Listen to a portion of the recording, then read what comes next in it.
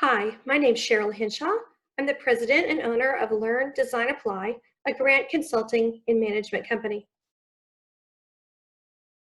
At LDA, we take a bit of a different approach to grants in general. We believe grants are about much more than just grant writing, although certainly grant writing is an important part of any grant application. We actually take a more comprehensive grant consulting and management approach that allows us to guide and support the widest variety of grant projects. So that starts with us keeping abreast of the latest grant opportunities and then understanding their specific requirements. So the devil is always in the detail with grants. It's really important to understand the intricacies of each of them specifically in order to get that grant not only submitted, but actually scored and funded. In order to do that, we leverage an extensive pool of carefully curated grant writers that have very specific expertise in specific grant programs, and then we allow them to do what they do best, which is write. Our grant manager acts as the nucleus of the project. So they're at the center working with the writer, the applicant, the project partners, vendors, anyone who might have a piece in putting that grant puzzle together.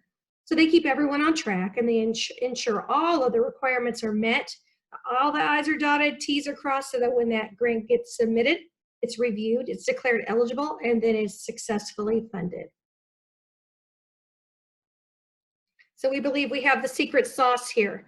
I tend to question writers or grant organizations who claim to have a perfect win rate or close to a perfect win rate, because grant agencies and specific grant programs are very different. Each has its own level of complexity and varying degrees of competitiveness. So, for example, an NIH grant or NSF grant may have less than a 20% chance of funding, while other grants may have, greater than a 50% of being awarded. So what we tend to believe is that if you use writers who specialize in very specific programs, or maybe they have established relationships with a foundation, a funder, then they're more likely to have that highest win rate because they have specialized in a given area. So when you connect these experts with very carefully pre-qualified applicants, and then you manage that process through to submission, we believe that's the secret sauce.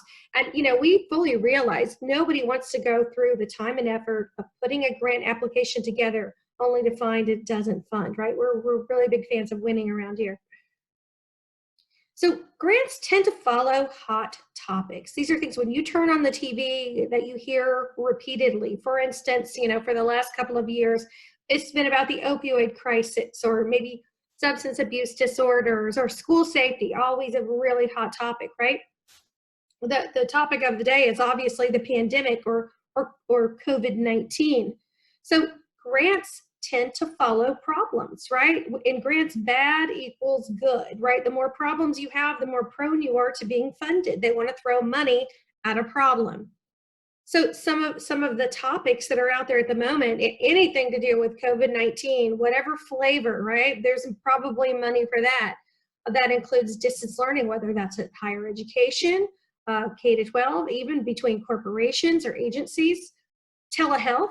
So not only, again, to address specifically, COVID detection, testing, treatment, that sort of thing, but things that then alleviate that burden on the EDs. So, tele-primary care, tele-specialty care, tele-substance abuse, opioid, mental health, all those things. If you can provide those types of services and delivery of healthcare and keep people out of the emergency departments, which now are overburdened, that's a benefit to everyone.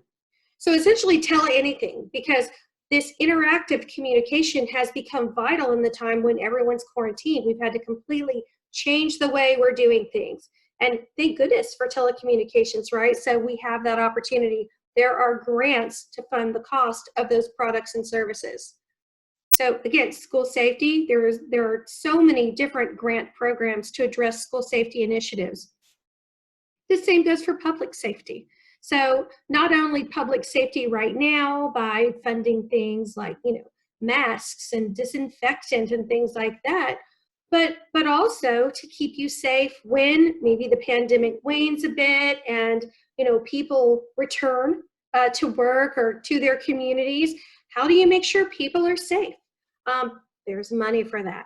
So transportation, infrastructure, rural broadband, those are all things that are being funded right now. But when the pandemic is over and we now have to focus on a struggling economy, I am quite certain there will be stimulus money, which means grants available for things like transportation, more rural broadband, infrastructure programs, that sort of thing. So again, keep your eye on TV or your newspaper or the news on your phone, because when you routinely see problems, you know that a grant can't be far behind. So some of the resources that we provide, certainly grant summaries. Again, when we read through those grants that we come upon daily, we do summarize those and drill down so that you don't have to wade through 100 pages of guidelines to find out if something is a fit for you. We provide a variety of blogs, vlogs, and case studies. As I mentioned, we do grant writing, consulting, and management. It's kind of our bread and butter.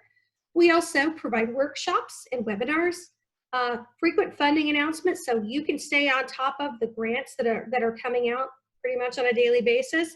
And we do a variety of other things upon request. So if any of these things are interested in you, or you'd like to talk to us more about grant strategies, grant funding, please feel free to contact us at info@learndesignapply.com. Thank you.